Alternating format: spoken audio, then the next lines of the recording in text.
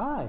Within this section, we're going to take a quick break for trying to hack into computers or trying to capture the information from victim computers and have a look at hackers' methodology. And I know you want to practice that what you're learning and you don't want some theoretical information. But it's not harmful to learn about this hacker methodology because if you're going after some hacker certifications or if you're looking for a career in cybersecurity or ethical hacking, then you will need this information. So I'm going to have a quick section here introducing something called hackers methodology. So this is a summary of steps hackers follow when they try to gain access on some victim device. So now if you're ready, let's get started. Hi! Within this section, we're going to focus on steps that hackers actually follow when they try to do some penetration testing. We previously discussed hackers actually try to find vulnerabilities and exploit these vulnerabilities in order to gain unauthorized access. And of course, there is a framework, there are some steps these hackers actually follow to reach that goal. And if you search for hacker methodology online, you will see something similar to these steps. And I will explain one by one in this section what are those steps and how we can use them in our tests. If you're an ethical hacker, before you start any of the steps, you will have to do a contract. You will have to get some permission to do some penetration testing regarding to a web server, regarding to a wireless network, regarding to a computer. Okay? And if you're working for a penetration testing company, it is easy to do that because company officials will have to do some contracts, will have to align on some penetration testing with the client.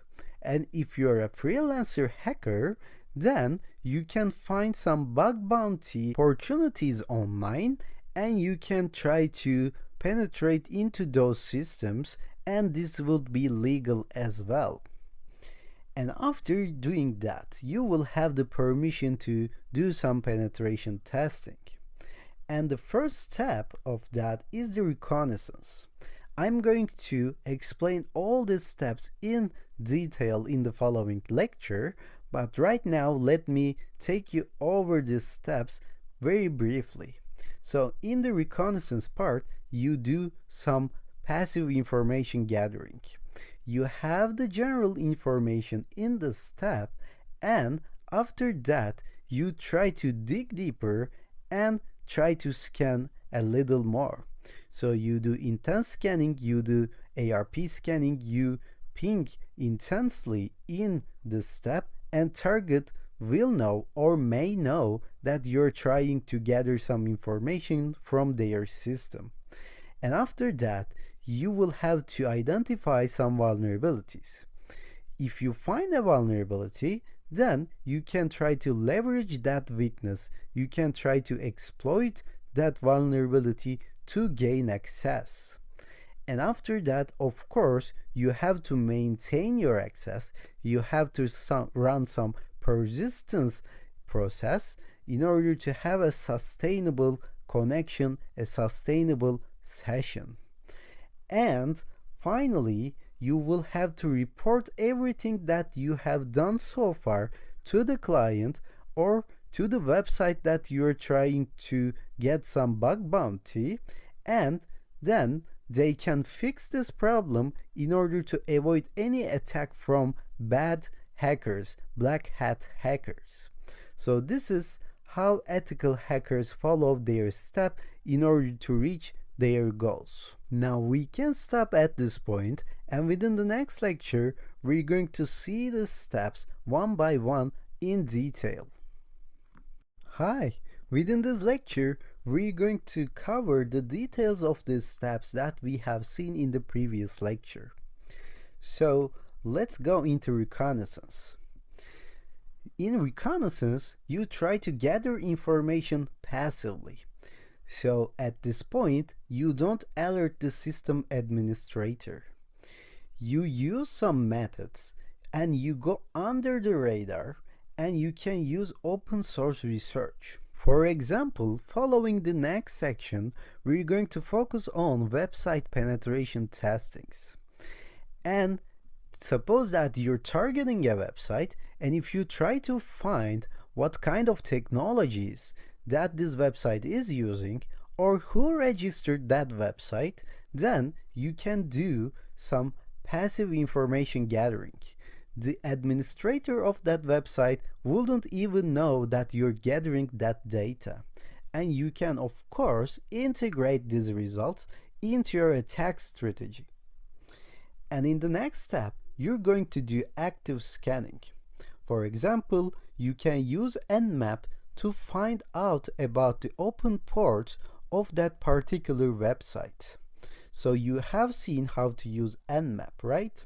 And there is another tool called Nessus, and you can use that Nessus with Nmap as well. Nessus is a professional tool, and you have to pay a good amount of money in order to use that tool in full feature. But Nmap is a free tool, and you can get the open ports and the version names and other vulnerabilities and other brief descriptions in Nmap as well. So this is clearly above the radar, and if you're going to use something like intense scan, then there is a high chance that administrator will know something is going on in this case. Next, you have to find some vulnerabilities with using that scan results. So you can analyze the scan results and you can search for possible vulnerabilities, and you can use Rapid7 or exploitdb.com in order to do that. So you have to pay attention to details, operating system versions, fixes, patches, and everything. And this is no different than what we have done in the system penetration testing section. So remember, we have used Nmap, then we search online for some specific versions, and we have used Rapid7 database in order to understand how we can leverage that weaknesses. And in the next step, we're going to gain access. So before, we have used those vulnerabilities and we have used exploits related to those vulnerabilities in order to gain access. So you can use tools like Metasploit in this case in order to open a session and interact with this hacked computer, target computer, or target website, or some other device, and you can try to gather information regarding to folders, files, sensitive information, and you can try to browse into those files, upload some files, download some files, and so on. And after that, you have to maintain your access. So this is what we did in the post connection, post hacking section. Remember, we have used Meterpreter in order to sustain the session, and we have used migration to hide, to bury our current process into other running processes. So this is what you do only after you gain access to the target system. And of course, all these steps will lead to the reporting. So especially if you're working for a company that does penetration testing, you will have to report everything that you do in your penetration tests for your client, for the official security officers of that client. And in order to do that, you have to prepare a summary and a detailed explanation, and you have to present your report. Before you do that, you might want to delete the logs, but it isn't necessary in every case. Maybe it is in your contract, so you know what to do, And if you want to delete the logs, you can use meterpreter sessions and other tools as well. After you complete all the steps, now you manage to complete a whole penetration testing. So this is the framework. These are the steps that hackers actually follow during these penetration testings. And I know this is purely theoretical, but if you're going to go into a cybersecurity career, or if you're going after a certification like certified ethical hacker, then you will need to know all about these steps. So I'm going to stop here, and following the next section, we're going to focus on website penetration testing. Hi, now you know what kind of steps do hackers follow when they try to gain access on a victim device. So this information can be useful if you are looking forward to get an ethical hacking certification. And within a later section, we are in fact going to discuss the various options that you may apply for ethical hacking certifications, like OSCP or CEH. But for right now, we're going to move on to the next section and we're going to see something about website reconnaissance.